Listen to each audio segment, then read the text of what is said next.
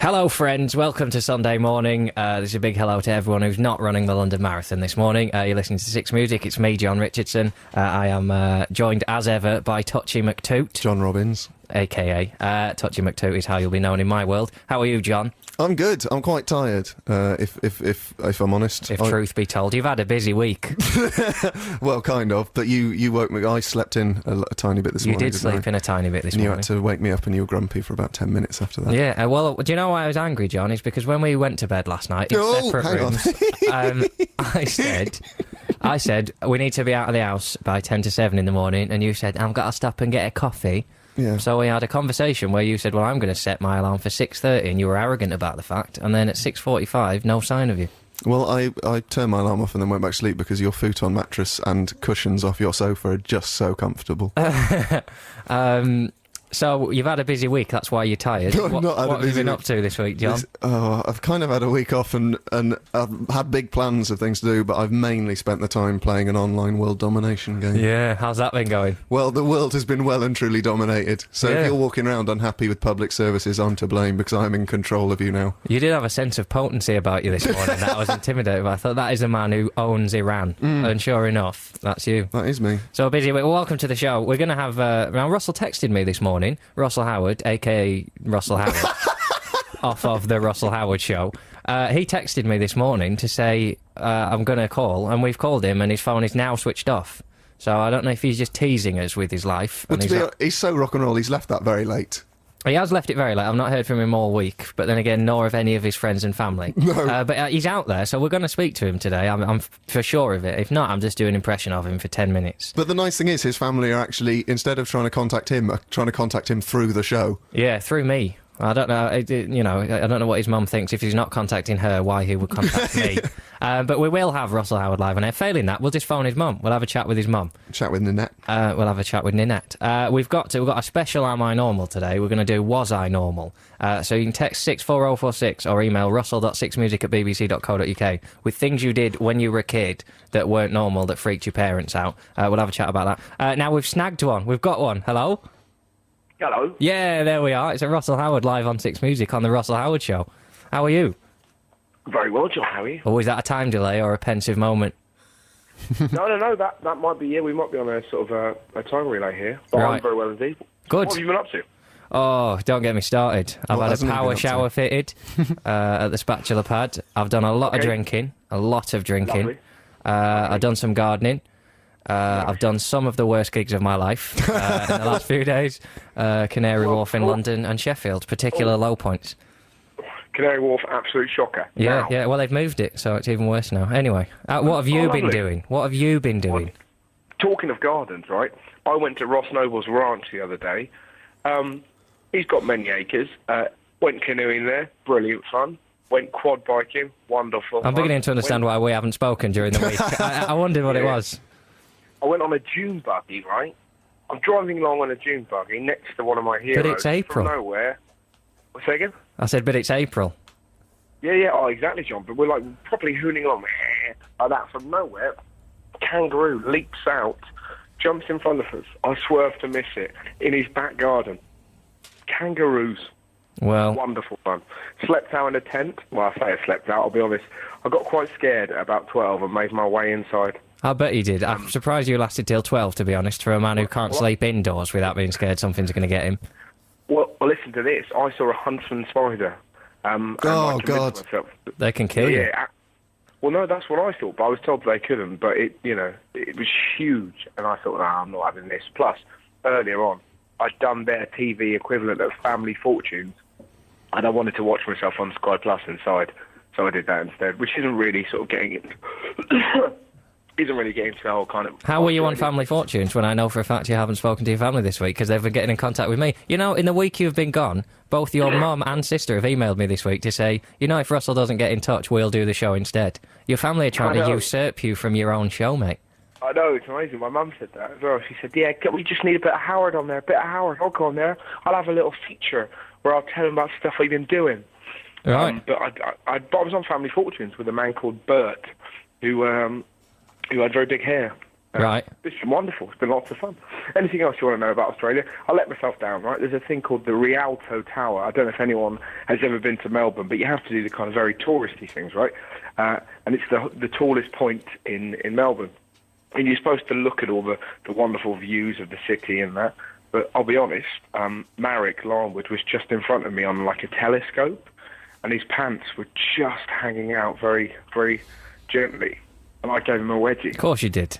Of course you did. You're not a man to turn down the chance to wedgie another man. Appalling behaviour, though. You know, I should have been looking at the city. Yeah, but the city's not going anywhere, whereas Marek's backside will move, and you'll have missed that opportunity. Yeah. Melbourne will always be there. You can always fly out again and see it if you missed it the first time. But you'll never get the chance to wedgie a bald man.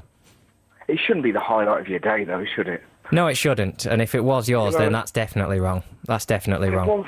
You know, I found myself... I sound like you. I need to achieve more. I need to achieve more than wedging. But what about you? What's happening in England? I hear it's really sunny. Is that right? Oh, it's beautiful weather. It's beautiful weather. Heat stroke is happening. It's the London Marathon today. So I'm gonna. I did the first half on the way into the studio this morning, and I'm gonna do the second half on the way back. I think that should do it. I'm not gonna lie to you. Very little's happening in England. I'm still eating a lot of food. I cooked a lasagna this week that was so good that I felt lonely eating it because it felt selfish. It was amazing. I used a creamy mushroom sauce instead of a white sauce, and then a cheese sauce on the top. It was unbelievable. Blew myself away, I did. And then I got so drunk that I watched Walk the Line. I got so drunk and watched Walk the Line and realised in the morning I couldn't remember a bit of it.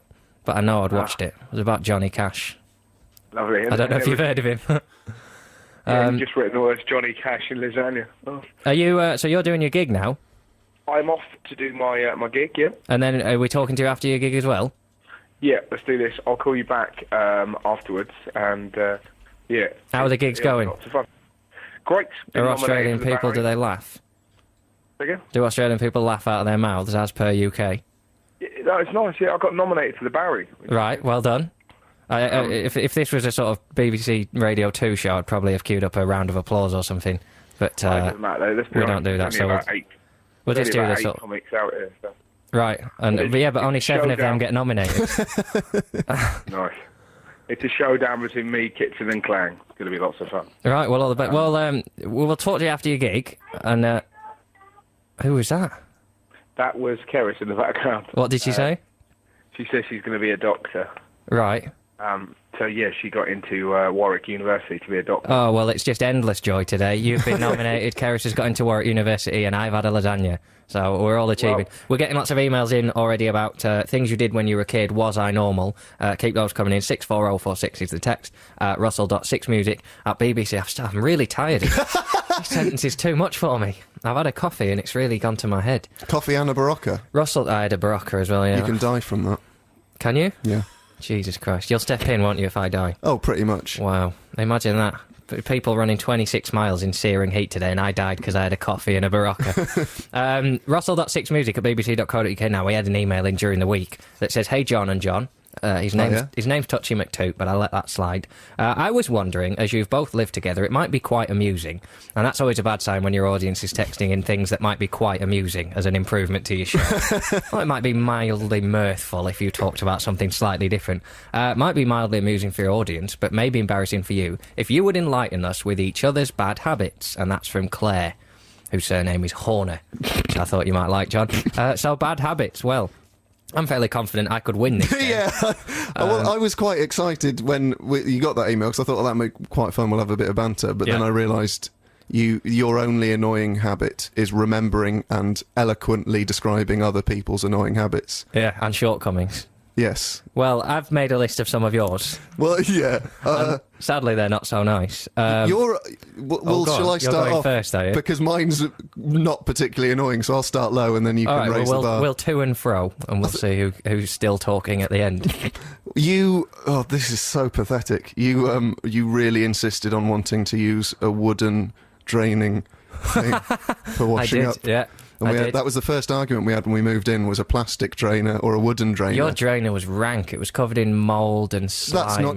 That's not true, because your wooden one had cracks in it, and that can fester unhealthy things in it. All right, well, whereas we'll mine's do a white washing up round. That'll be my one. My argument against your drainer was that you won't use it because you lick spoons and then put them back in the cutlery drawer as if clean. That was just to annoy you. Yeah, well, you really succeeded there. Yeah. Well done. So that's what... Go on, you're next. Yeah, I'm pretty much out. Right, OK, well, I Pretty feel much quite out. bad for still having 3 sheets of A4. You came in frequently so drunk that you would just fall over in the living room, and I'm not going to use the word sing, you would just shout the words to music. Well, there's a problem there, because what would happen is that was when I was trying to stop smoking, and I would come back with I'd get annoyed at clubs because people would be smoking, and I'd be like, I'm going home, I'll put my iPod on, and I'd kind of make the mistake of thinking I was in the world of my iPod, and as was everyone else. So I'd end up walking down quite quiet, nice streets in Clifton in Bristol, singing Astral Weeks at the top of my voice. And I actually once felt so invincible, I walked in the middle of the road and a queue of taxis backed up behind me, but I didn't listen. Yeah, no, of course you didn't. Then just got back, and I remember it was pitch black, and I just remember the light coming on and you standing over me and quite politely tapping me with your foot and just making the shush sign. And then I realised how... Did I just make the shush sign? You're really lucky, because I remember that night, and I remember the things I was going to do, and it wasn't tap you on the shoulder. It was but it was before one of the shows as well, so I was tie-tie. I needed to get my bobos. I think I was singing "Oh Comely" by Neutral Milk Hotel. I can't remember. I think you'll find you were just shouting drivel. So that's that one. You used all my expensive antibacterial wipes to clean your bedside cabinet, so that I went to disinfect the kitchen. There were no wipes left because you disinfected where you just keep a toilet roll and a book. It's a very exciting You cut your toenails into a pint glass. That is not fair. Right, well then we get onto it. Now it starts. Now it starts. Oh yeah, remember the time I cut my toenails into a pint glass and then got angry when I threw it out and said there's nothing wrong with it? I remember the time you punched a mirror. I did punch a mirror. He got so annoyed with his reflection, he was going through a phase of thinking he had a pointy face and coming back going, why don't girls like me? It's because I got a pointy face. I go to gigs and I tell them how much I hate the world, but they don't go out with me, and I got a pointy face. Then he goes upstairs, and the next thing you hear, crash, go up, and he's punched this full-length mirror, and then the next day, to cover it up, you'd put your relaxing poster of a raindrop over the thing. Because John likes to make his bedroom as tranquil as possible, so he's got relaxing posters of raindrops and waterfalls and things like that. Nowadays, I've got nothing in my bedroom. That's a place of sleep, and I keep it uncluttered. All right, then. Well, I'll give you that one. You, once, when I went away to do some gigs for a weekend, I had a jar of pickled onions in the cupboard. There must have been 300 pickled onions in that jar, and you ate all but one of them. You ate 299 pickled onions, and then left one just so that maybe I'd think, well, probably I did eat all the pickles myself. Oh, unbelievable. And you're ridiculously proud of any bad smell you make around the house. Now, we're doing what's usually Am I Normal now, but this week a little bit of a rejig on it, a little bit of a sideswipe. We're doing Was I Normal, which is things you did when you were a kid that you thought were normal. This is based on... Now, you suggested this, John, because your Am I Normal this week was from your childhood. It was, So we took it and ran with it, didn't we? We did. We didn't quite cover 26 miles, but if you're running the marathon, well done today. You're probably not listening, to be honest. If you're running the marathon, you're probably a bit tired and No one watches a marathon, do they? I was saying with this you only watch the marathon to see your neighbour who's running the marathon, and then you see him and you turn it off, and it's one of the most pointless TV things, with the exception of the boat race. I don't think everyone who watches it sees their neighbour running. Well, my neighbour Jeff, when I was a kid, he ran it, and I watched the whole thing to see him, and I never saw him, and he was quite a mundane-looking chap. He was a nice guy, but he just had a face and a beard, and that was it. So Poor I kept guy. thinking I'd seen him, because he had a beard. But Been working on that beard for years, and it's a mundane face. It's a cracking beard, but you got to do more than have a beard to impress Jon Richardson. Well, his wife probably said to him, why you started growing a beard? And he's like, well, Jon Richardson next door says I got a mundane face. Yeah. Trying to cover it up. Yeah. So, go on. Tell us about your weird childhood, John. My Was I Normal is when I was, I'm guessing this was around the age of 4. Instead of speaking normal words, I developed my own language.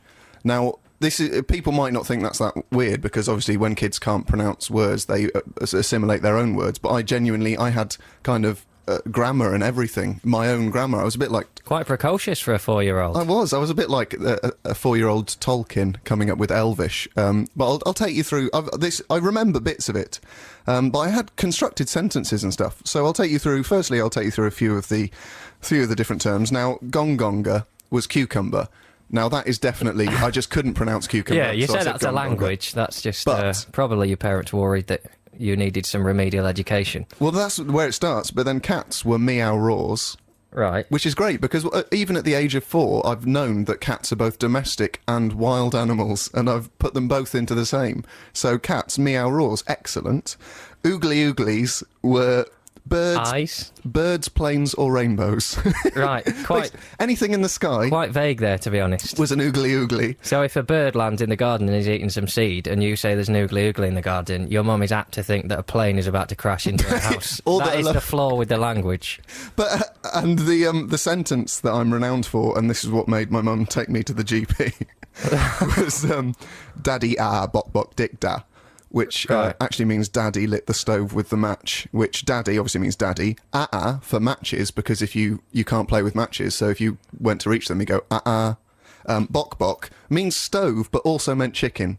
But you put a chicken in a stove, so Right. you know again. Bok bok squared. Bok bok squared. Or and, bok to the power 4. And dikda means lit. So Daddy Of lit the course stove it with does. them. But it's like Germanic. I've put the you know about languages. I've put the verb at the end of the sentence. Yeah. Daddy with matches, stove lit. Do you know what, John? I think you're giving yourself far too much credit. When you talked me through this and you said I had a language, I thought, well, I'll go with it. But it's just nonsense, isn't it? And, you know, it's kind of like how I feel about a lot of literature and art. There's really nothing to it, but you've invented all this. You have not put the verb at the end of the sentence there. It's just, you've made a noise after a noise.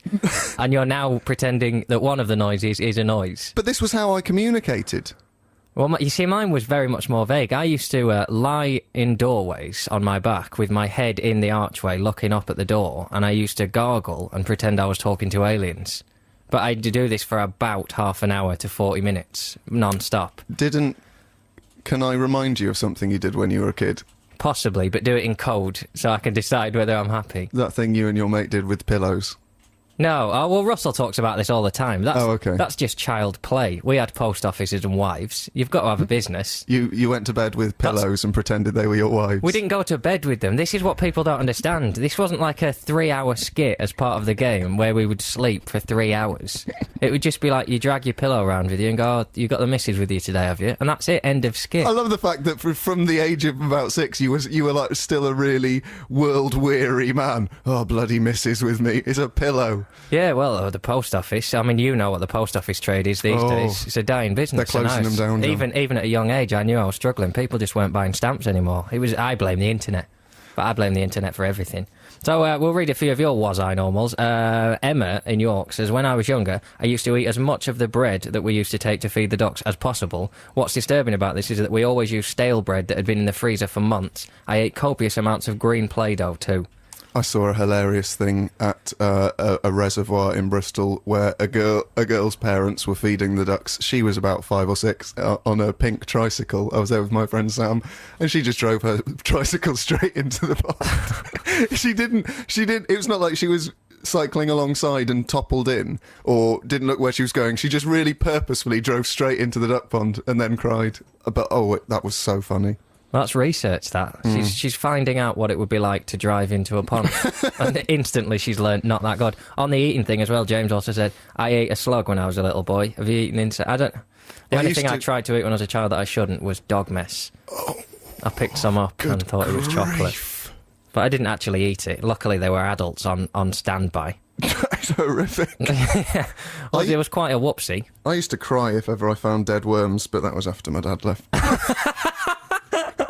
Oh dear, well, we're plumbing hidden depths here. This is turning into child psychology. I've got to nurse John back to health while we have some DeLuca. Now we're doing Was I Normal? We've had quite a Mardy one in, to be honest. This is political satire from Tom.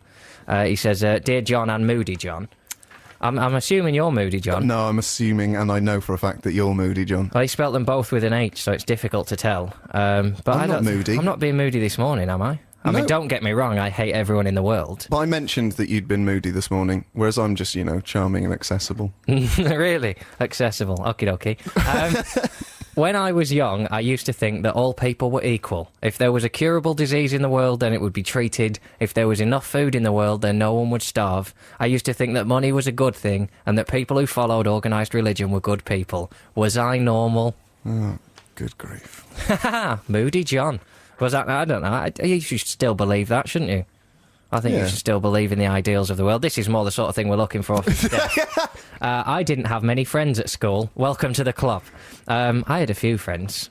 You shouldn't ever have too many friends. No, it's not genuine, is it? I've got a close circle of great friends. I don't like to branch out too much, because then, you can't trust them all. Yeah, and if one branch should fall, baby comes crashing down, crying at the dead worm that he crushed at the bottom. Can't believe you used to cry over dead worms. Yes, I was going through some issues. I was only 6. Ants? No, but I never killed ants. I valued every living thing. Oh, well done. Oh, what a society we live in where you have to clear that off. I wasn't an ant killer as a child. Don't go saying that. Anyway, Steph says, I didn't have many friends at school, so I was very happy when I made friends with a girl called Anna when I was about 7. I know Anna, she's a lovely girl. But then, since this was the first time I'd invited anyone back to my house, I got so overexcited that I jumped into a rose bush. It's important to express your joy. I think I thought in my excitement that I could take a massive leap and clear it, but I couldn't. And landed... Rosebush, they have prickles, don't they? I imagine that hurt a lot.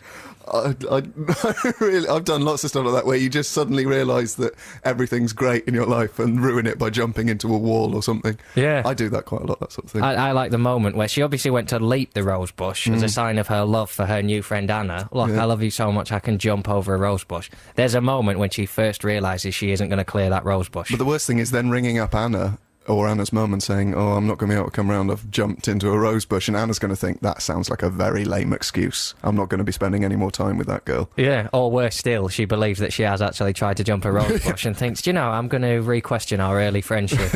I didn't realise you were the sort of person who jumped into brushes. Now, Tommy emailed in also says, John, with your obvious love of language and grammar, are you a pedant, John? You went to Oxford, didn't you, university? Yes. No need to sound shy about it. It's a very good thing. The fact that you haven't used your degree since you left. People get the ump, though, don't they? They get the amp. They get the deliberately dropped your H there. I mean, I went to Oxford, don't get me wrong. I was there with the big time guys, know what I mean? But I can drop an H for the best of them. But people do, because people say, oh, where'd you go to university? And you go, Oxford. And they go, what, real Oxford? And I go, yeah. And they go, all right, don't ram it down my throat, mate. And you're like, I'm just answering a question. That's your side of the conversation, but I think I've heard conversations that go, where'd you go to university? I don't mean to brag. Have you heard, well, obviously you've heard of Oxford. Yeah, I went to Oxford. And that's when they go, all right, just yeah, but I don't do that. I don't say that. And now you've made it sound like I do. So people, when they see me in the street, are just going to punch me in the face. Yeah. That happens anyway, to be honest. Yeah, to be honest. And it's not because they recognise you. No. But you're not a pedant. You're not sort of narky about grammar. I was driving back yesterday. I stopped off at Strensham Services because I'm living the big time. They had a sign up on there. You know, they have those chewable toothbrushes, which are rubbish. I don't know if you've ever used one. They're so uncomfortable in your mouth. It's like chewing a bit of plastic with 3 bristles on it. It's horrible. And there's a mint inside it. Why don't you just have mints or brush your teeth? But it was out of order, which, let's be honest, that's not a big problem. But they put a sign up saying, sorry for the inconvenience, but this machine is out of order. Capital letters all over the place, to be honest. Sorry, capital letter, fine, start of a sentence. For there, no capital letters. Well, you think maybe he's dropped the capital letters. Inconvenience, capital letter. So you think, well, maybe he's not doing conjunctions and stuff, just a little. But capital letter, this machine, no capital letters. Absolutely mental, to be honest. But they put that sign up, and then at the bottom he put, this machine is out of order. An engineer has been called, which suggests that they first put a sign up saying this machine is out of order, and someone went, well, I've noticed your chewable toothbrush machine's out of order. And he went, yeah, sorry about that. And he went, well, what are you doing about it? Well, I phoned an engineer. To be honest, if the engineer hasn't come by Saturday at midnight, I'm guessing he's not going to be there all Monday morning. So but you could see there were chewable toothbrushes in the machine. So it's the mechanism that's wrong. What a taunt. But what I remembered was the capital letters. So it's fair to say, he said, I think, John, with your obvious love of language and grammar, you should do a feature entitled The Most Annoying Sentence Possible and see if through public opinion you can construct the most annoying sentence or paragraph possible. My example would be, at the end of the day, it would be just so literally random. Oh, that's a very good one. That is a very good one. I think if you ever heard that, you're well entitled to punch the person who said that in the face. Especially if they're a university student. From Oxford. No, that's the thing, because Let's do that. Let's get you running the opposite direction in the London Marathon, just saying that sentence over and over again and see how many times we can get you punched. Shall we do that? Kind of. I'd rather not. Currently talking about Was I Normal? Basically weird kids. Weird kids are fine afterwards, but there's nothing scarier than a weird kid at the time. Horror filmmakers have really clued onto that in the last few years. Every horror film now has a child who his job is just to look through a window at some point and scare you. So have you got one there, John? Yeah, I've got one. This is quite similar to something I used to do. This is from Arvid Post, saying, as a child, I believed that at night everything bad in the world was out to get you. Fair enough, but as an adult, you obviously just realise it's 24 hours a day. Intense childhood. Oh, that's moody. You're definitely moody, John, today. Well, I am now. There's nothing wrong with my world. I had a great lasagna this week. I've had a power shower fitted, and I got coconut macaroons in my bag. Lime on board. If I was the kind of person whose week could be improved by having a lasagna, then I would eat more lasagna. This was no ordinary lasagna, John. Absolute belter. Blew myself away and had chips and salad with it. Yes, you had a sauce as well. Very good. So, to counter this, I used to set up my stuffed animals as a sort of defensive line, meaning I usually left for my bedroom 30 minutes early just to line up all the animals and give everyone orders. The stuffed dogs usually were on head duty, while the bears protected my main body and the penguins defended my legs, as penguins usually do. Yeah. Well, he says, was I normal? Well, I think you were, because when I was... 30 minutes? All right, maybe that's a... But he's got to give them strict instructions. When I was a kid, I was afraid of witches, and I used to think, if I went to the toilet and I locked the door, I had to... Like it was a little bolt lock, I had to lock it... I had to flick it down to stop witches, whereas if I just locked it and flicked it up, the witches could get in. And when I was in bed, I used to think that the witches came into your room whenever you closed your eyes, but if you had your head under the covers, they then couldn't get you. But so now I can't have my head in the covers because it gets stuffy, so I'd have to come out every so often and open my eyes. Sorry. I think everyone has the fear. I still have the fear. Anything protruding from your duvet is liable to be eaten off by something. And I still have that fear to the day. And it gets hot. You like your feet out of the bottom of the duvet sometimes, but you think, I don't want to wake up with no feet. And let's be honest, that's probably what's going to happen. This is the greatest way to start any text. Ah, yes. Worms. So, any text you want to send into the show in future, even if you've got nothing to do with worms, feel free to start with, yes, worms, 64046. I used to thread worms into the handle of my dad's wheelbarrow. I don't really know why you would do that. He said they used to wiggle a bit, but I usually managed. Well done for, I'm sure that dog-eared determination, Toby, is why you're a successful man today, and you own a successful worm wheelbarrow business. Why would you do that? It's just so when your dad grabbed the wheelbarrow, he'd squash a load of worms. Well, no, that's quite a good idea in a sense, because gardeners like to have worms to air the soil. So if you had a little worm pouch attached to a wheel... Oh, we should go on Dragon's Den. A little pouch attached to the side full of worms. Very briefly. And you could sprinkle the worms on your garden. That is terrible. As you... Are you trying to be Duncan Bannatyne? Yeah, well, at least you didn't think it was the woman. No. That's all right, though, isn't it? Yeah. It's a Scottish accent, but fair enough. It could equally be Alex Ferguson. Lucy says, I used to eat frozen foods. A particular favourite was chips and sausages. Oh, that's quite dangerous, though, isn't it? Ray Mears says never eat frozen snow because it actually it lowers your core heat, which is the heat you've got to strive to maintain out in the wilderness. Yeah, well, you heard it here first. If you're out in the wilderness today, if there is a sudden drop in temperature during the marathon and you're tempted to scoop some frozen snow... I thought you meant Ray Mears says never eat frozen broccoli. Well, he wouldn't anyway. But he wouldn't. He'd just eat twigs and make it into a delicious broth. Tell you what I'd love. I'd love to go to Ray Mears' house and see what it's like. Yeah, well, it's just full of microwave meals. I'm obsessed with the fact that all celebrities are lying. I'm pretty sure Jamie Oliver's got a McDonald's in his basement that is run on child labour, and I'm pretty sure Ray Mears very seldom leaves the house, and I bet most of his stuff is filmed on set. Yeah, he's in a studio. It's like the moon landing. Yeah. Can someone please bring me a cup of Earl Grey? Yeah. I'm parched out here. I've been doing that ice scene all day. Or if the camera when the camera moves away from him, he goes all camp. And it's like, oh, someone get this away from me. I nearly touched that wire there. I'm not joking. Frozen foods, there's nothing more disgusting in the world than a chip which is defrosted but not cooked. You know when you're cooking chips and one of them falls off and it's in that middle stage, like wet bread. Well, considering that comes from a man who once ate dog mess. I didn't eat dog mess, I tried to eat dog mess, and I was thwarted at every turn by those pesky kids. As a child, says Carly from Hither Green. Never heard of Hither Green, it sounds like a place posh old people live. I live in Hither Green. Come hither to the Hither Green. Where is Hither Green? Does anyone know? South London. South London? Oh, Oh, right. that's probably a hole then. That's fair, isn't it? Crime and markets. I've seen TV. Dick Van Dyke swanning around the place. If you want to text in, that's 64046, or email Russell. Well, I don't know what the email is. The one I've got in front of me said something different. I'd much rather go to Hither Green and, yeah, you coming down Hither Green? I've Oh, I got wouldn't go I've got there. some stuff what fell off the back of a lorry. I say it fell off the back. I shot the driver and lifted it anyway. I'll let you have it for 50p. It's a surprise box. I love it when you hear stories about people have bought... There was a story about people who'd bought laptops off the back of a lorry and they got them on open the box, and the box was just full of onions. I'm sorry, you deserve everything you get. If you buy a laptop and don't open the box or notice the rank stench of onions coming out of it, no, mate, don't worry about that. It's one of them new onion laptops. It's to stop people looking at your emails and that makes them cry. It's a new security feature, idiots. As a child, I used to be so obsessed with Wind in the Willows. To be honest, I've still got issues with Wind in the Willows. I demanded it to be called Toad for most of my youth.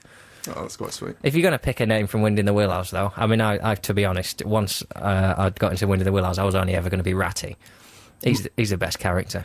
I'm not really familiar with it. Was I normal? You had one that came in there that made you laugh out loud. It did, but it probably isn't as funny as it was to me. This is from... It's a fickle throwaway world, isn't it? Things It was tend funny not to to me be. then. This is from Claire Hale.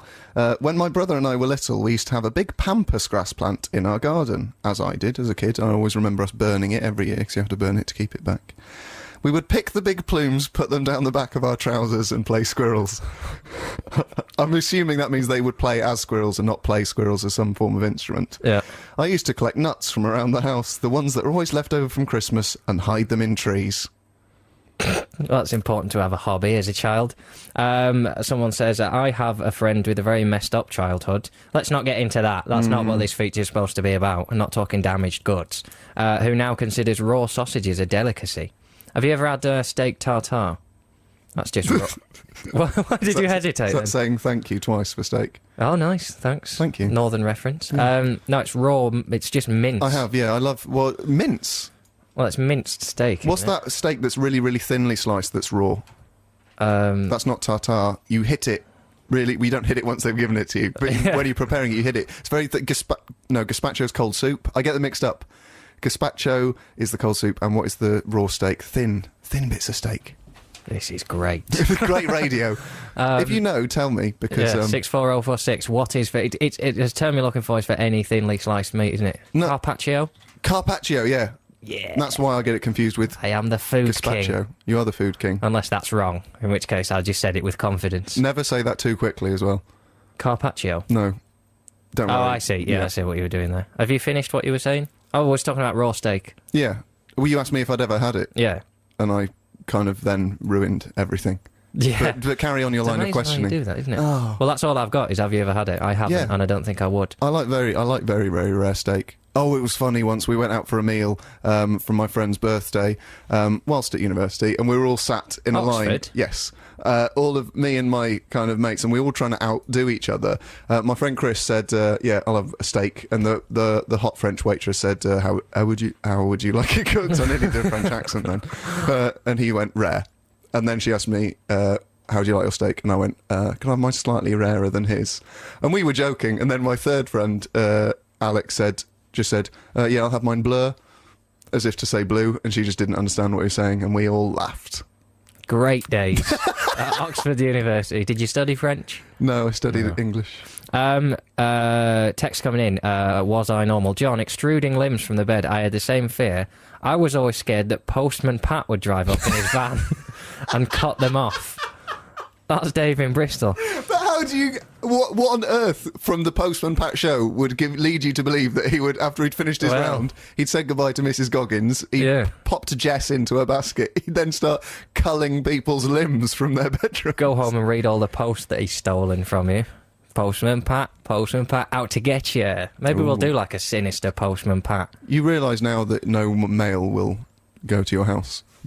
Because usually there's plenty of mails Well, when going I to your first house. moved to Swindon, my post used to get there before 8, and I made a big show on the radio saying it's amazing, my post always arrives before 8, and now I don't get my post until late, and I get very little post. And they always put 2 copies of the Swindon Star as if to say, oh, give that one to your girlfriend. You haven't got one.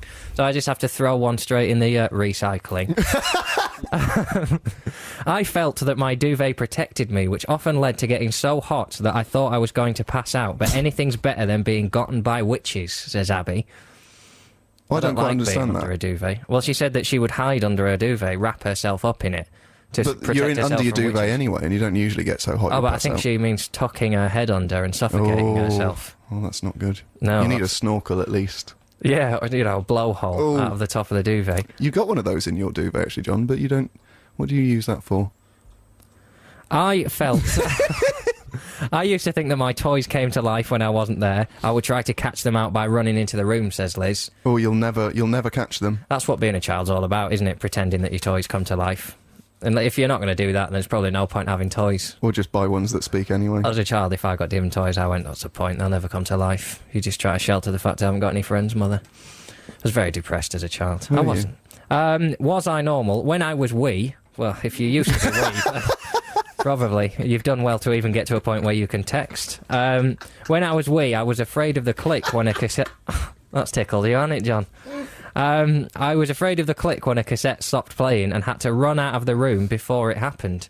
That's definitely not normal. Well, I used to listen to the A-Team story tapes. So we were talking about story tapes last week. The A-Team and Indiana Jones, and they would always give you... There would be a sound effect where you had to turn the page, and with Indiana Jones it was a whiplash, and with the A-Team it was like a... And that was brilliant, but when the tape stopped, I'd always have to call my mum to come and turn it over. Oh, I love... There's nothing makes you feel more pathetic than having to call your mum to do anything as a Yeah. child. There's a one age where, you know the noise, Mom, you just stop making that one day. One day you suddenly think, that's pathetic, I'm going to do that for myself. As a child, I was convinced that Dracula lived under my bed and would wrap my hair round my neck for protection. I'm not sure that's going to work. No. Are you aware that you said Goldfrapp? I read that one. And Joe in Liverpool, I used to catch big dragonflies and stick pins through them and put them in my shed and see how long it took them to... This is horrible. The longest one lasted 5 weeks. I don't believe that. I don't believe it. He must have been feeding it. But the thing with that is that if you did it to moths, all right, fair enough, they're pretty boring. But a dragonfly is pretty much a mythical beast. And I will not tolerate them being pinned against walls. Do it with ugly creatures. But not Dragonflies worms. are horrible. They're Dragonflies horrible, are incredible. frightening beasts. You can imagine little people flying on their backs.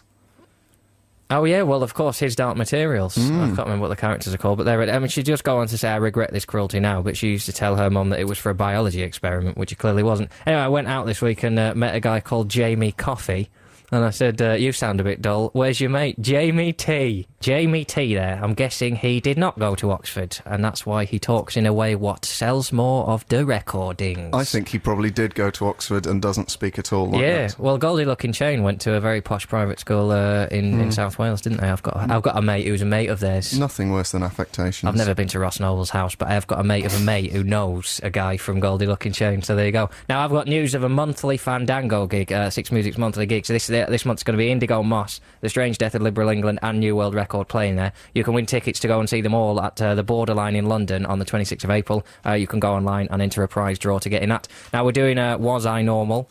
I've got a few more in. Your friends texted in, John, to say that I think you'll find he asked for his steak very rare.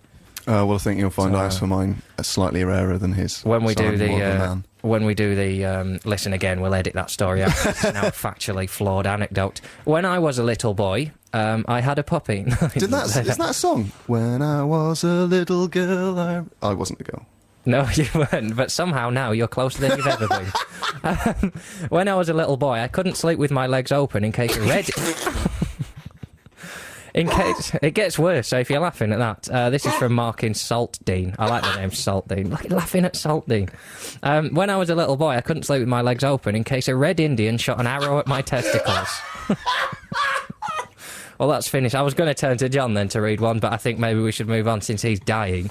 I suppose he's just listened to the Indian in the cupboard, and because that's quite good. I only listened to that recently for the first time. And they shoot arrows at your glands. No, but he shoots arrows, and one of them shoots a pistol. Have you ever listened to it? It's very nice, very nice story. You should listen to it. Tracy in Cornwall. What are you doing that voice for? Tracy off the Coronation Street. It's there, Tracy. Well, she's from Cornwall. Tracy. Well, I don't know where that's from. It's not from space. Trace. I might go to Cornwall. I think I'm going to just go away tomorrow. I'd go there as soon as possible, John. Apparently, according to last week's free supplement, most Richardsons are found in Truro, so I might go and root some of them out and have a terribly awkward short conversation in a pub. Are you a Richardson? Yeah, so am I. It'd be weird if they were all like you, wouldn't they? It would be horrible if they were all like me. I think I'd probably hate them all. Man. I used to collect tadpoles and put them in the gaps in the patio after it had been raining, so they were all swimming around the back door. However, the puddles had a habit of drying up when the rain stopped, so as a child I was responsible for the death of countless innocent tadpoles. They only turn into frogs, and I hate frogs. Something that frog is just wrong, and the colour, the shape, the noise, the texture. Frogs are just the political rank. Views. What do frogs do? They don't really do anything. They hang out. I think they're rubbish, frogs. Deaths of innocent. It wasn't deliberate, it just took me a while to connect the two events. Hi, Johns. Nice, but as I say, one John without an H, so technically. I'm right-handed, and when I was little I thought my left hand would feel excluded, so I tried to involve it in writing, drawing, etc. Was I normal? Flicking, surely. That's not normal, but I think it's very good to be aware of that as a child, to think, when I'm older I want to be ambidextrous. Yeah. I wish I was ambidextrous. I bat left-handed at cricket, so... Is that a euphemism, or are we going back to an earlier conversation? No, but I'm right-handed in everything else, but also baseball, left-handed. As if golf. You play baseball. I play baseball. Have you met John? He went to Oxford, and I've heard he bats left-handed at cricket, if you know what I mean. He's quite the cad. Have you got a Was I Normal? Well, this is someone else. It's on behalf of someone else. It's from Jules Hindle. Morning, guys. Yeah. This story isn't mine, unfortunately, although I wish it was, as I think it's excellent. When he was a little boy, an ex-boyfriend of mine used to really love the wildlife in his garden. Don't worry. Especially snails. He would spend hours looking for them, and then when he found one, he would paint a little white V for Vinny, brackets his name, on them in Tipp-Ex, let them go, and sit and wait for them to reappear at some time in the future. He was a quiet little boy, but always had friends because of his little gang of snails. How cute! And then she's done a smiley face, which I think suggests she'd quite like to be going out with him again. Oh dear, well let's not get into that. I wouldn't go out with a man who catalogues snails. Probably get yourself someone with a job. There's a guy at my school who drank a bottle of Tipp-Ex for 50p. Really? You can't do that. Well, he did, and he went to the nurse. Well, that was a terrible mistake, but instantly corrected. Now, we're going to move on eventually into One Good Deed, which started off as a feature about good things you've done, and has slowly morphed into things you tried to do, but backfired terribly, that have taught you that it's probably not worth doing anything nice for anyone. So text those in 64046. It's always when I got to do the text number, I do a big sentence, and it's too much for me. I've got to learn to hold back. It's because you're going on to autopilot, John, and I know you're best when you're riffing. Yeah. Oh, really... 6404. He's taken off his top. He's kneeling on the floor doing girls' press-ups. Imagine I've got good press-up technique. You've told me that before. Yeah, you have got it. I cannot fault you on your press-ups. Me and Russell had a press-up contest in the living room. You did. And mine were good press-ups, so I lost because he was cheating. He turned was just into something of a scuffle. Arching his back. It looked more like he was trying to rot the carpet than anything else. You guys used to wrestle in the living room, didn't you? We did once have a wrestle, which I won, yeah. You did. But it's like, that point when men are wrestling jovially and then it clicks that both of them are actually being quite competitive, and you can tell because they kind of bite down and think, no, I'm actually going to win this, I'm going to have him, and you for want of a better phrase, tossed him over the sofa. Yeah, I did. I did. I used to wrestle a lot with my mate Lee when we were kids, and we both had a fight face, and his was biting down on his tongue and mine was biting my bottom lip. And we both sort of knock about a bit, but then eventually someone on a backfling would catch someone in the face. And whoever got hit in the face would go, no hitting in the face. And that's when it got serious. But you've got to keep Russell in his place. You've got to get him down, haven't you, Russell? Please. Yeah, you ask for it. I'll take you down. That's the Russbot 3000. So yeah, we're moving on to One Good Deed, but there's a lot of these Was I Normals coming in, so we might as well carry on with them. Morning Johns. When I was young, but probably until I was 9 or 10, I thought that there was a little man inside every traffic light who would change the lights to red if he didn't like the look of you, especially if he didn't think you had a clean car or the car wasn't cool enough. Now, I used to think, and still don't really know how traffic lights work. It's incredible, isn't it? You forget how much stuff you use every day that you never stop to think, that's amazing, traffic lights. They're just timed. Yeah, but that's amazing. They control traffic, but they're not timed in really. such a way that the busiest roads get to go first. But that's not true, because increasingly they don't work and they block up things. So the worst bit is when you're at traffic lights and they're green and you can't bloomin' move. I like traffic. I think they're great. But I still think that I thought for years there must be a man in an office somewhere whose job it is to control all the traffic lights. I thought, God, that's a tough job. I wouldn't fancy that. That's Jackie in Stafford, and she also says, always enjoy the show. Lasagna sounds good, but I've never made one. It seems very complicated with all the different layers. Oh no, they're easy. Anything but complicated, and a recipe that you can really riff with. You know, you can really mess about. Make it with chicken, turkey, beef mince. Make it spicy, make it not spicy. Do a sort of tomatoey sauce. Do a stocky sauce. Have a mess about. Enjoy yourself. And on food, someone's texted in to say, before we move on, how did the dinner that Touchy McToot had to cook for his house go on Monday? And that's from James. Well, I was quite lucky in the fact that only 2 people turned up. Well, actually, only one. When your own housemates don't turn up for dinner. Well, no, because they said, oh, well, we're all away on Monday, so can't you cook on Tuesday? And I was like, I'm cooking for 2. So I cooked, think but they knew that you couldn't cook. the liquid content was too high, so I put lots of rice in. So it You kind of cooked my fish stew, didn't you? I did cook your fish stew. It turned into a paella. It was absolutely lovely, though. Right. Following on from things being inside other things. Sorry. Just follow on quickly. I Was don't I remember normal? when we talked about that. The beautiful Joe from Cheltenham says, I used to think that small rabbits lived in dogs' ears and operated lever-like controls, and that's why dogs hear so well. I even thought I saw one of them once. Right. So- The beautiful Joe. Is that your girlfriend, Joe John? Might be. Are you just trying to flirt over the radio? Pretty much. Disgusting. Unbelievable behaviour. Was I normal? One thing that always worried me, this is weird, this is the kind of stuff I'm talking about. When I was 7 on a sunny afternoon, I was inside my tent in the garden. Why wouldn't you be? Well, what else are you going to do in the sunshine except get under cover? I was inside my tent in the garden, says Paul, in Shrewsbury, which was Shrewsbury? Shrewsbury? Shrewsbury. I'd say shrew, though. You don't say shrow, do you? Yeah, well, you don't, The there are a lot of taming things of the shrow. But there are a lot of things you don't change when you There's do. a lot of things I don't change. There's a lot of things you change when other words are added to them. Anyway, carry on, sorry. He's in his tent, right? It's an old canvas job. It's a summer afternoon. He's taken all his clothes off and Of let the course. tent collapse onto him. And he says, I remember getting some kind of horn from this. I still don't know what this means. He sounds like the sort of person that now meets up with middle-aged divorcees and they get into big rubber suits and blow each other up and all horrible stuff like that and on Right. housing estates. Well, Paul, we clearly need more information from you if that's the kind of stuff you get into. Ask him if he's got a canvas fetish now. Well, to be honest, John, I think the more important thing is that you came up with that whole scenario very quickly, as if maybe you've done that before. DJ H texted in before. Now, Ooh. DJ H is a regular contributor, and I usually get confused about whether he's a DJ whose name starts with H and he's abbreviated it to sound cool. And he's got very angry now. He says, what's all this about then? The previous text I've sent you, you've said you're not sure if I'm a DJ, and when I tell you I'm not a DJ, I become someone anonymous. You don't even read out my name. Well, I'm very sorry, DJ H, so that's all cleared up now. As a child, I tried to assume a position that would remove all of the creases out of my skin. I never managed to find one. Marcus in Shepherd's Bush. How many creases do you have in your skin as a child? I don't know. Maybe it means like eyelids, belly, elbows. Did you have a creased belly when you were a child? No, but you know, like when you lean forward, you get folds, don't you?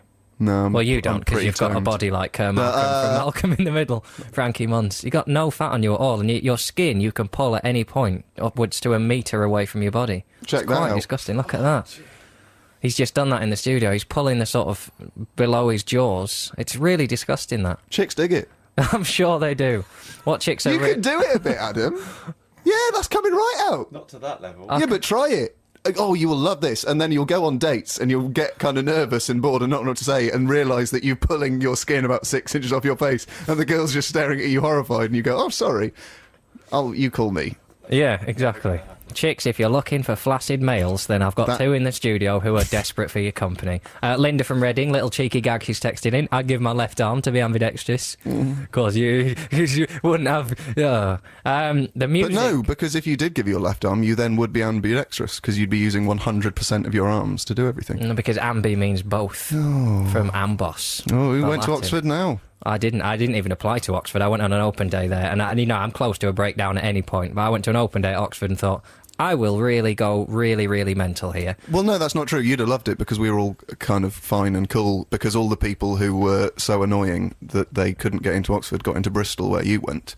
and make living in Bristol quite a vile experience during the term time, walking around going, oh, hello Giles, have you been to Charlie's recently? I drove around in my new RAV4.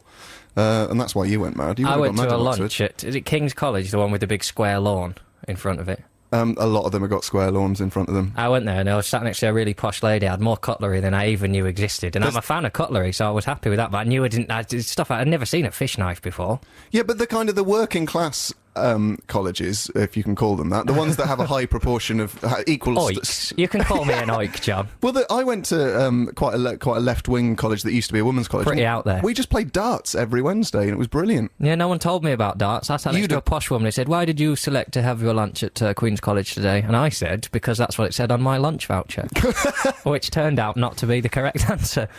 You'd have absolutely loved darts at Oxford. I like darts. Oh, it was the best. Cracking darts commentary this week. I really like the Premier League darts on a Thursday night. It's a good chance to see men holding up signs that prove how stupid they are. And the commentary, I've had to turn it off this week. At one point, I think is his name John Gwynn. I can't remember the guy who commentates on the darts. At one point, said, "Well, there's only one way to describe that. 3 words: fan, tass, and tick." That was not 3 words, mate. Just, I was so angry. Well, you were proffering the idea last night that it would be really great to have a sports channel where the people that were doing the commentary knew about the sport, were also quite funny and were allowed to swear and be quite critical, and so it'd be like, so you could watch a football match or the snooker, but people were allowed to kind of banter and chat. A bit like the Test match special commentary, but slightly more adult. I think so. There's a lot of scope for people who know about sport but are just funny as well. I'd much rather listen to someone who will mess about and talk about sport and make jokes about, fat sportsmen and stuff like that, than people who can't really say it. Like, if someone commentating on the marathon this morning and having a bit of a laugh with it, going, well, she ain't finishing, or something like that, that'd be far more fun to watch. You're going, oh, someone chunned her in there. Should have had a bigger breakfast. Yeah, that'd be much more funny. But they've also got to know about proper runners and go, oh, well, that's so-and-so. No one cares about runners, do they? I'd watch the darts or the snooker or stuff like that if say, you were doing the commentary. Right, well, if you're listening, anyone who owns a sports channel, I can commentate on most sports, That'd be funny, I don't really know anything about cricket. I'll do the cricket. But no, because Text match cricket. Test match special is one of the best things on radio, so I wouldn't want to impinge on them. I'm not going to anger anyone. The entire Cricket World Cup has passed me by. And shock horror, we were rubbish at it. Who thought that was going to happen? We've had the angry text in saying about that one we had in about, what we had in about the thing. I had heard that. You remember that? Someone saying they nail dragonflies to they attach dragonflies to their shed wall. Someone's texting and said, you can't feed dragonflies because they haven't got mouths. Oh, wow. So, I told you they were mythical beasts. Yeah. Because they haven't got mouths, like all famous mythical beasts. There's a cracking story in the newspaper this week about a German sprite. He's a ghost cartoon character, and he's been around for 40 years. And they're having a court case about him now, because the woman who designed him, who draws him, wants him to have a girlfriend now. And the woman who created him is taking her to court, because she said sprites don't have girlfriends. You got to have laws. You've got to govern cartoons, otherwise it's going to get mental. I think the more children need role models that are just happy on their own. This really gets into my kind of thing, but I don't see why children need to see cartoon characters that have girlfriends. Why can't he just be he's a ghost anyway. His job is haunting boats on the Baltic Sea, which is not a great job, to be honest. Someone's got to do it. But why can't he just be happy on his own? Well, that's from Jon Richardson there, creator of the Cabbage Patch Eunuchs. Very nice. So, was I normal? My friend Siobhan and I, as 8-year-olds, wanted to try smoking, but were afraid of real cigarettes, as my mum told us they kill you. Your mum was right. So we smoked cotton wool buds instead. They're good for you. We were cool. Yeah, very good for you. A good, nice bit of cotton wool bud first in the morning. Someone says John went to Oxford and pronounces paella. That's the thing. That's why you shouldn't mention it. Don't mention. If you ever went to Oxford, don't tell anyone, because they just think it's a licence to pick you up on everything you do. Yeah. And but rightly so. Well, no, not rightly so. You've got to... my school motto was lead by getting ahead. And if you've got to get ahead to lead. And then if you get ahead and don't choose to lead, you're wasting your opportunity. God, that was really serious, wasn't it? I got really serious in the last couple of minutes. Everyone should live on their own and try everything really hard. Was I normal? When I was 7, I filled up the bath with water. Perfectly normal so far. Perfectly normal, I've done that probably before. Not for a 7-year-old. Probably, I don't know, at 7, do you still get your mum to run you a bath? Yes. All right. No. You certainly don't. You've changed. You don't share the same water. No. She filled up the bath with water, then dug up worms in the garden, Guys, I've started a worms problem, haven't I? Yeah, not for the first time. Oh, very good. Bristol GP's overrun. Dog got worms in the garden. Again, not necessarily abnormal in itself. No, maybe fine. doing a bit of gardening. Absolutely Then fine. put all the worms in the bath. Whoa! Crazy. That's where the madness comes in. Well, she hadn't finished, mate. She hadn't finished. And then fed them all the bread that was in the house. Well, that is bizarre. We all know worms love bread. I also tried to save a mouse that my cat had caught, but ended up drowning it in a cup. She was trying to clean the wound and drowned the mouse in the cup. Right. I also found a bird that couldn't fly, which I kept in my room until it could fly, then tied a piece of red wool on its leg and took it outside in the early hours of the morning. Good grief. It'd be great if this email was from Chris Packham. Yes, Rolf Harris. I could go on, but I won't. My sister and I used to climb into a sleeping bag head first and slide down the stairs. That's amazing, isn't That it? is dangerous, though. Going down the stairs on a mattress. Ooh, no, I couldn't do that. Well, I'd be too scared. maybe I'll do it later at my house. It'd be funny. I'd quite like to see you. Plus, but I've got a kink in my stairs, so you'd fly into the wall at the bottom of it. Yeah, but that wouldn't be fun. It would for me. God, you're just so selfish. All I want you to do is smash your face into a wall for my amusement. Oh, and the you things won't I've even done do for it. your amusement. Russell once paid me 20 quid to eat a banoffee pie all in one go. You offered me 40 quid to fall on a chair. And Russell once paid me 40 quid in a restaurant to eat a massive long chilli out of a kind of a display. Yeah, you did that as well. It was Yeah. a jar of... It was a fairly pretentious restaurant where they had jars of chilies and limes as a decoration, and you ate a red chilli, didn't you? 40 and then had quid, to though. go to the toilet. Yeah. 40 quid, that's a good thing. If you haven't got a mate who's got a lot of money and is regularly bored, I suggest you go out and get one. Russell's great. He will just offer you money to do anything. If He gave gets me a bored. fiver to eat one of those little serving jars of English mustard at the sausage company in Well, that's Bristol as well. money for old rope, isn't it? Exactly. Because you were probably going to do that anyway. Do you know where that phrase comes from? Money for old rope? Yep. No. They used to sell the hangman's noose after hangings because they thought it brought good luck. But essentially, they were money for old rope. Where on earth did that tradition come from? Well, that's a lucky bit of rope, that. That really broke a man's neck. You want to hang that over your door, and it'll constantly bring you good luck. Loop of horses shoot through it. Yeah, he did any homework from today's lecture. I do like being at Oxford University. Someone says frogs eat slugs, which I suppose is trying to make me like frogs. I just had a bad experience with a frog. I was riding along the cycle track at Lancaster and a frog jumped out at me with a knife. I bet you fell off your bike and screamed. I probably did, and cut my elbow. The music and frozen screen that would be played when a TV channel had a technical fault always scares me. Always scares me. Yeah, he spelt it wrong. I'm just reading what you said, guys. I'm just reading what you said. I'd like to say it did scare me in the past tense, but it still does, and I have to turn the TV off instantly if it happens. Well, The it is a test card- clown. It's a clown and the little girl, isn't it? It is quite haunting. You imagine it suddenly, the clown's face getting really gross and the girl turning into a corpse. There'll be a reason they had that, but I'd have liked to have been in the board meeting and go, what are we going to flash up if all the shows go off? What about a little girl playing with a creepy clown? And no one went, can we not just like fruit, like a bowl of fruit or something? No, we'll go with a freaky clown. Hi, John and Oxford boy. Oh, see, this is how it starts. And I'm not. I'm an average guy about town. You can approach me, ask me about issues. I'll help you out. I'll lend you a fiver. But, oh, no. Oh, it's Oxford boy. Yeah, he's real. Well, all right then, we'll pull out my ace in the hole. Do you not have two piles of books? One that you keep by your door so that people walking past your bedroom will see James Joyce, Shakespeare, all that, and then the other books that you really read, you keep by your bed, hidden away from people, so that by the time they notice you read them, they're already in your bedroom, and to be honest, more vulnerable than they can ever dream of. By the time they see the second stash of books, which is mainly Sherlock Holmes and lists of Scrabble words, they've already been charmed and captivated by my spell. I forgot to mention that you were a wizard. Sorry about that. As a child, brackets preschool, I was an insomniac. That's probably not normal. I used to sit on the bed in the early hours of the morning, and because of the silence, I could hear my heart beating very loudly. I used to imagine toy soldiers marching to the beat. Then I would go into a light, trance-like sleep, sitting up with my eyes open, staring at the curtains. Those curtains terrified me, but I now know that my own psychological screw-ups were responsible, and it wasn't the fault of the curtains. Well, it sounds like she's really sorted out any mental illness she had if she's willing to forgive curtains for upsetting her as a child. That is one of the more disturbing ones we've had in. Have you ever hallucinated? Yes. It's quite fun, isn't it, afterwards? I once got really ill when I was a child and hallucinated, and I properly thought I was driving a racing car around the patterns on my wallpaper, and I got really freaked out. I got sunstroke in Malaysia and hallucinated Right. But that was all right because I basically just saw all the fish because I'd been snorkeling and hadn't worn a t-shirt, and the sun had got to my back. But then the other time I was at Ashton Court Festival in Bristol and had taken some drug. And, you can say it any way you like, mate. You can't dress it up. I don't do it anymore. I find drug use vile, apart from in a medical sense. But alcohol? At the time... Tobacco? It's not a drug, it's a drink. At the time, I thought it was cool and I was trying to impress girls, and I woke up eating mud.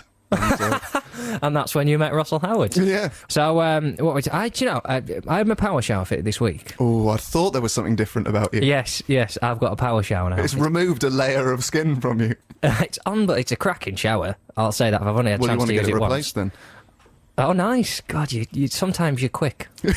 Sometimes. Really, really slow. Yeah. But the guy who fitted it, right, he knocked on at 9:30. He knocked on? What's funny about that? It's a northern expression for knocking on the door. He knocked on. Oh, right, okay. The door. Okay. What did you think I meant? He died? No, I thought maybe it was... He was playing dominoes? Yeah, because he knocked in... I don't know why I did that. Why did you laugh at that? Anyway, he knocked on the door at 9:30, because they said they were coming at 9:30. I thought, yeah, right, I'll be ready at 10:30. 9:27 he knocked on the door. Not that I was counting. He came upstairs and he said that he quoted me a day and a half to fit the power shower. And I said, oh, fair enough. He said, I've got to go to a hospital appointment at 5. Oh. And I thought, oh, we won't delve into that. We'll just Been move knocking on too much. Yeah, exactly. So I moved on. Anyway, he's only managed to fit the thing in a day. Oh, John, you must have knocked him on. He's come waltzing into my office, right, because he didn't know about the 2 knocks rule. He's come waltzing into my office and he's gone, yeah, you managed to get it done in the D, to my surprise. And I went, oh, fantastic. He went, yeah, well, I just thought, if they don't give me long to live at the hospital, at least you're all set. Oh. How did that make me feel?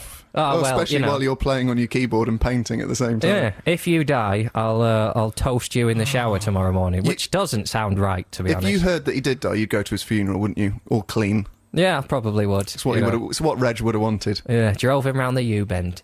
That's just a terrible joke that I just slid in for no reason at all there. But that day I got ID'd in Morrison's, right? And that made me livid, to be honest, because I don't look young anyway. But I know the ID everyone.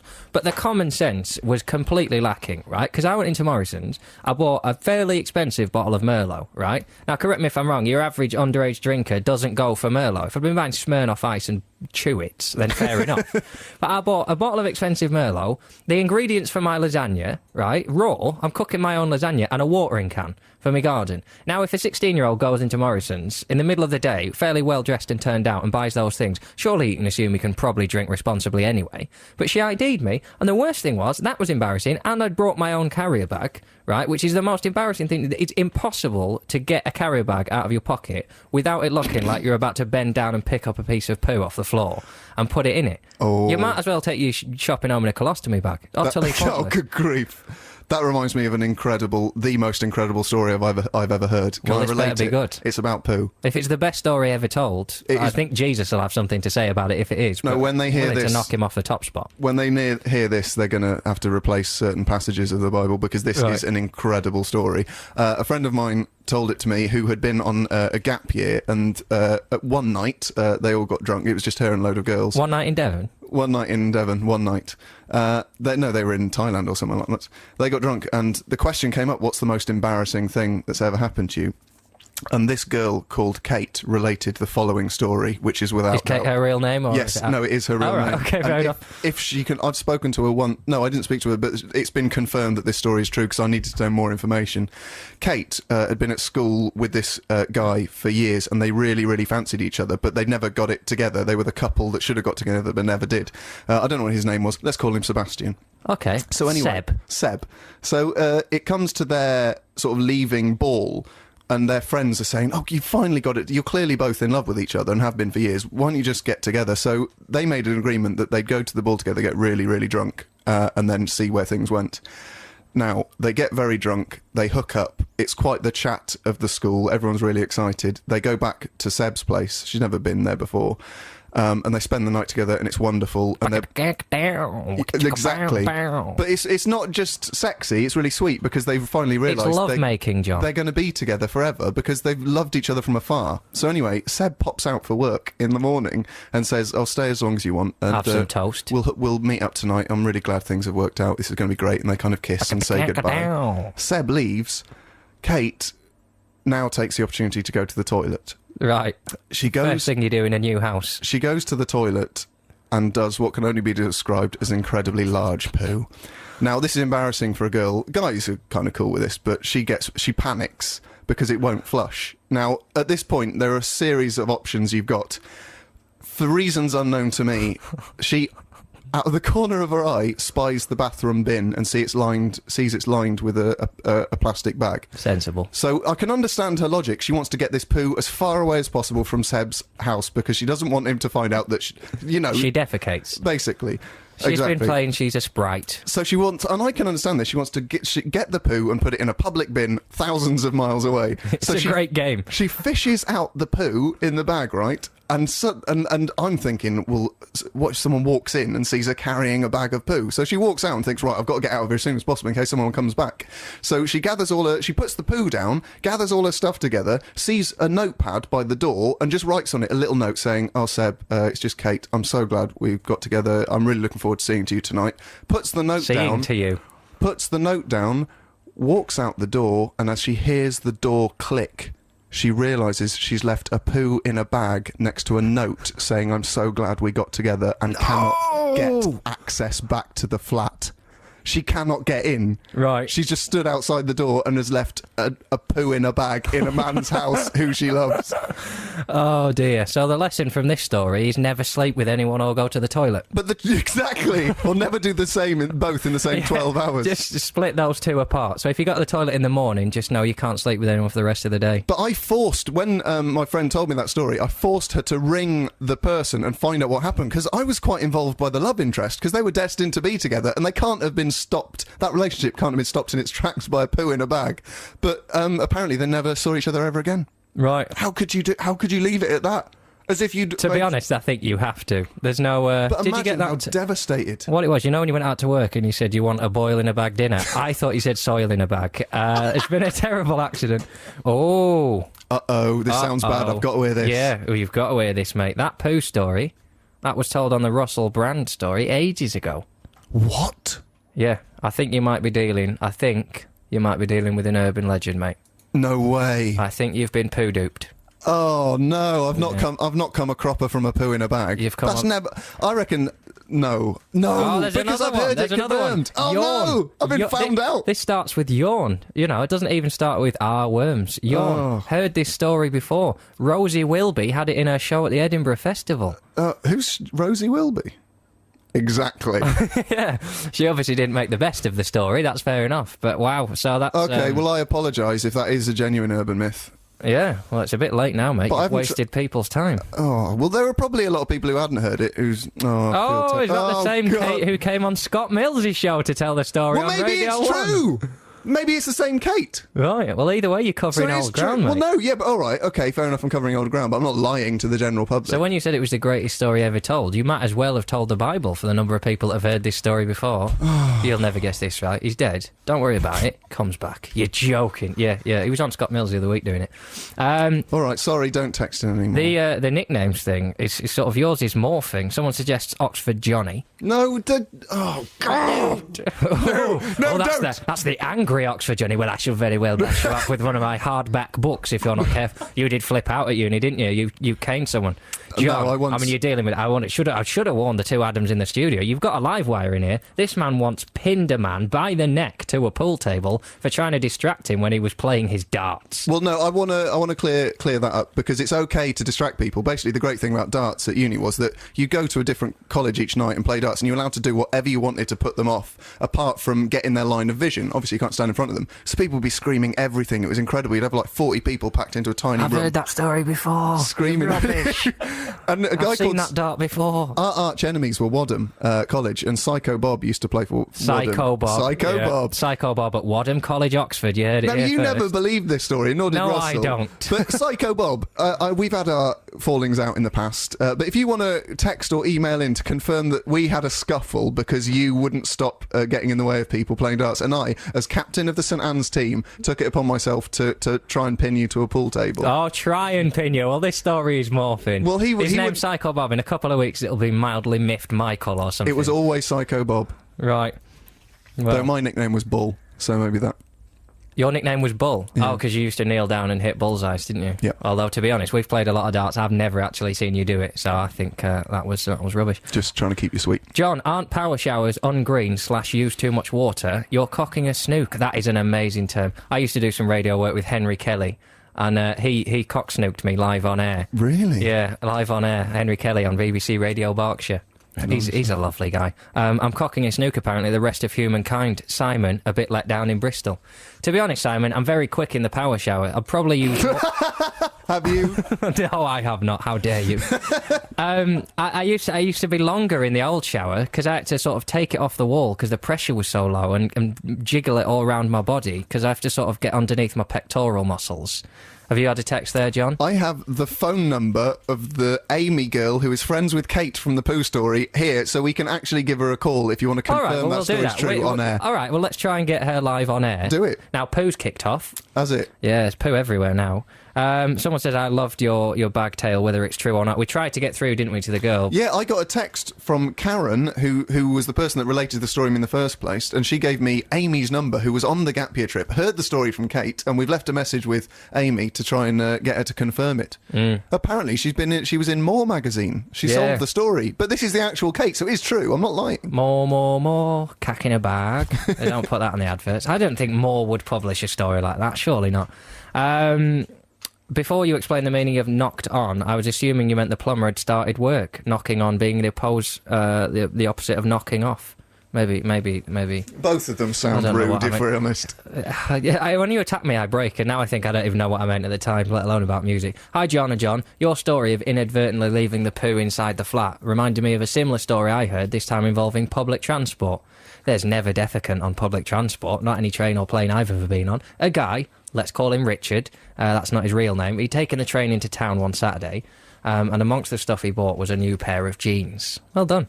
On the train home, he was overcome with the... Oh, I've heard this story before as well now, I get into it. He was overcome with the urge to use the toilet for a number 2, and to his horror, but not his surprise, found there was no paper. He had the bright idea of wiping himself with his old jeans, which he did, and then flung them out of the train window, and put on the new ones he just bought. Imagine his horror when he found out that a mix at the cash desk meant his polybag contained a denim jacket and not some trousers. But I've heard that's an urban legend as well. The Oxford thing. People... Oh, good grief. I love it when you go camp when you're angry. But Mark Olver, who's on the show for the first 2 weeks Russell was there, he always used to stitch me up at gigs by mentioning to youthful crowds that I was from Oxford before I went on, and immediately that makes them think, well, I'm not going to like this guy. They set up a wall which you can knock down, mate. You can break down barriers. You can revolutionise the way we look at Oxford toffs in society now. With my second-hand stories about defecation. Yeah, with your stolen stories. Did you even write your dissertation? I bet you didn't.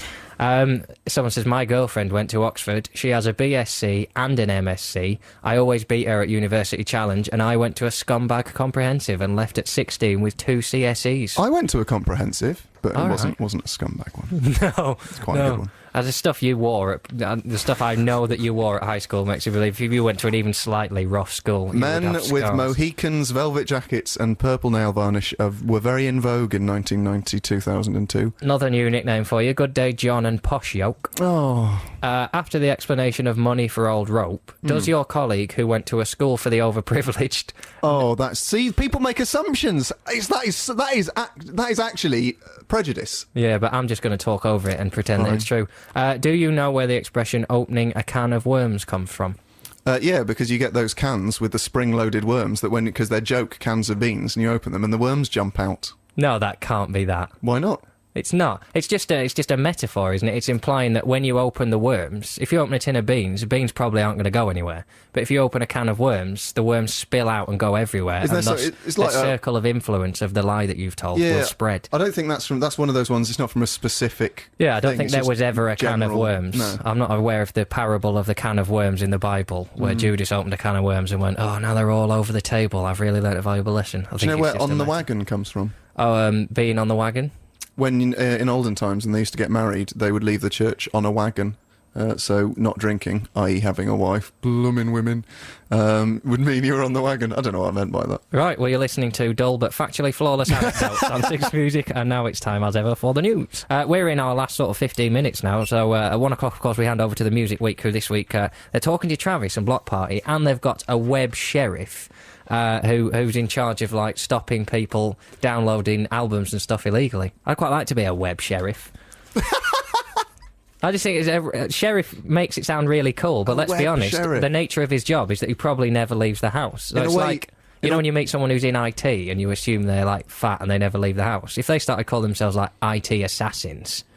In a sense, you are a web sheriff, though, because there's that spider that's made its web outside your house, which I walked into when I went outside your back door last night.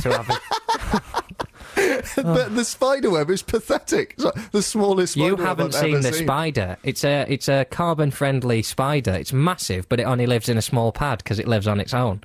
Like a rich the spider man. is massive. And they've started coming in the front door as well, Spidey Widers.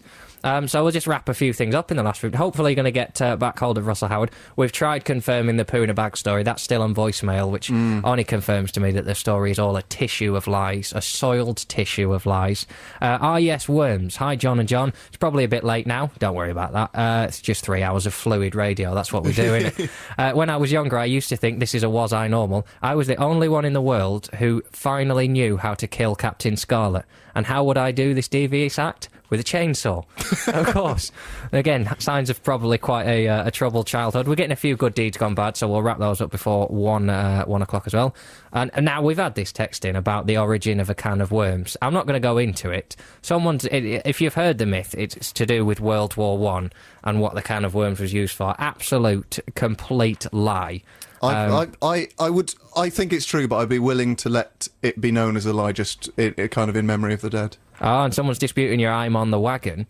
In the days of yore, when someone was about to be executed and driven to Tyburn gallows, the wagon would stop at an inn for them to be served a final drink. The driver of the wagon would decline the offer, however, with the phrase, I'm on the wagon. That's not true.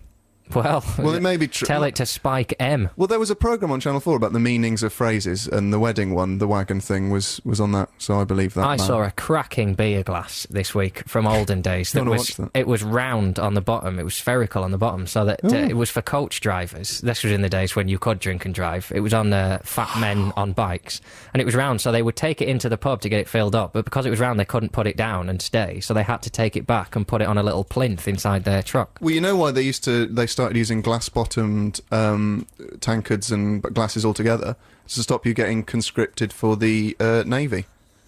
Because if you take the Queen's shilling, the Queen's money, wherever it was, there's a phrase there, to accept the Queen's shilling, you would then be a member of the Navy. So they used to get people drunk on gin, pop a coin into the pint while they weren't looking, and then them drinking that was kind of a contract.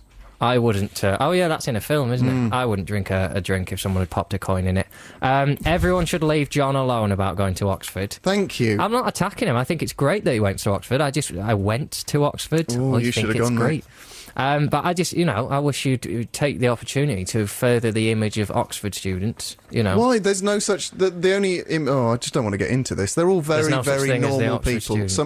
Honestly, some of the thickest people I've ever met were at Oxford. Right. Do you want to name any names? You probably shouldn't. I got a scholarship to a private public school in Edinburgh, and I'm constantly having to defend myself. I only met real posh people when I started at university, where there were pashminas aplenty. Oh, yeah. Katie, kiss, not for you, John, for the other John. He's got a girlfriend, so if you want to cheat on his girlfriend live on air... Hang on, who said you that? Harlot. Who gave the Look at you asking for the email address. You've got a girlfriend. She can join me on my MySpace page. Oh, pathetic. I knew you would mention it. I knew. 12:50. We've got 10 minutes left. We're wrapping up stuff, and I knew. He hasn't done a story that contains the word MySpace. I thought it's only a matter of, are we going to go out and get some MySpace after? I mean, food after this. Oh, God. At least I didn't say myspace.com/John Robbins. Oh, that's pathetic. That's absolutely pathetic. You're pathetic. pathetic. I'm not pathetic. Oh, God, that's everything that's wrong with MySpace there, isn't it? Oh, you like love it. You absolutely love it. Ringing me up all hours of the night going, I can't get comedians' MySpace page. They won't convert my page to a comedian. How will people know where I am? Because I treat it as a website and not a place for me to pretend I'm more popular. See, unbelievable. I can't believe you. Are you on Facebook? Do you want to mention that as well? No, because, and I'd like to say this, if you're out there wanting to join me on Facebook, I use Facebook for my friends. I don't want comedy folk or people I don't know on there because it's just annoying. Oh, absolutely. Do you know the story behind the expression rule of thumb, John?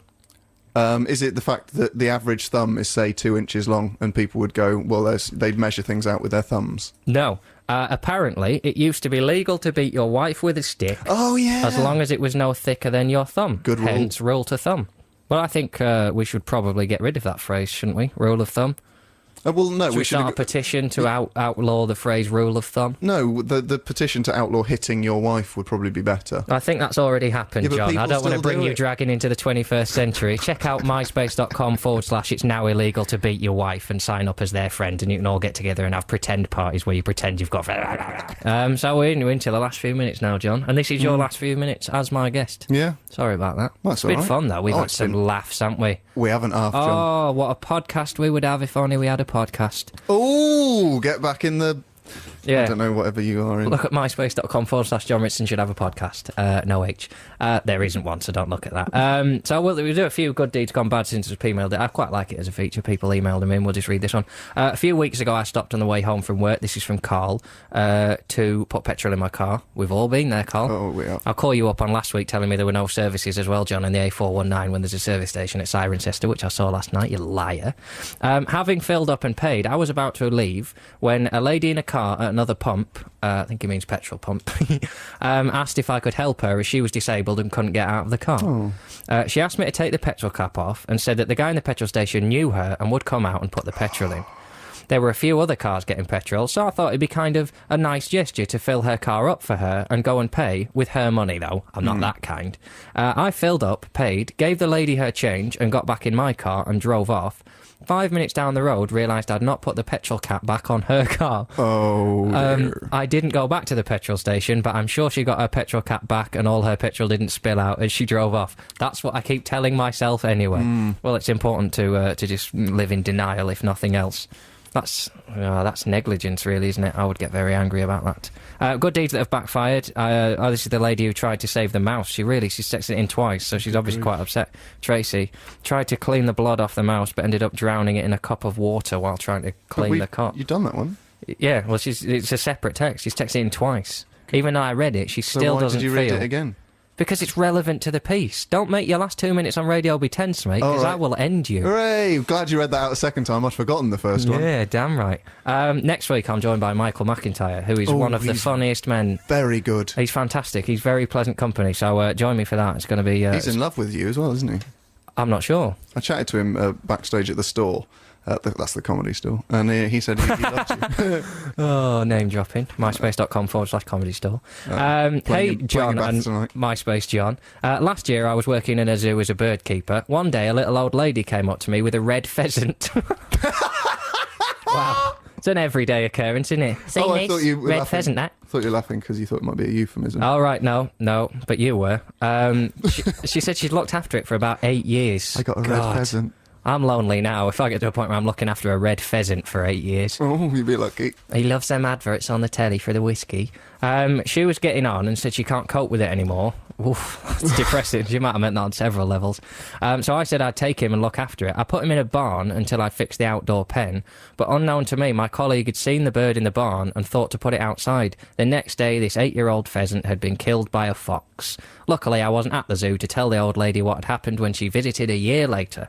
Well, we've perhaps in error ended on a pessimistic dead pheasant. It's all right, because last week we ended on people shouldn't be allowed to have children. Oh, yeah, so we did. It's a step up from your kind of eugenics rant. And I noticed in the paper that people have still had kids this week, so we'll be continuing that petition until everybody in the world is sterile. And then I'll probably look and go, oh, yeah, because we're all... Oh, sorry about that. But it'll be too late then. And then I'll wrap up, be a one good deed gone bad, and that'll be the end of the show and all our lives. So thank you, John. It's been a pleasure over the last 2 weeks. Fun. I'm going to be with Michael McIntyre. We didn't get hold of Russell Howard. I can only apologise for that. But thanks for all your texts and emails. It's been a very nice show, and I'll see you again next week. Coming up, it's the Music Week. We'll leave you with Soul to Soul. Bye-bye. BBC 6 Music.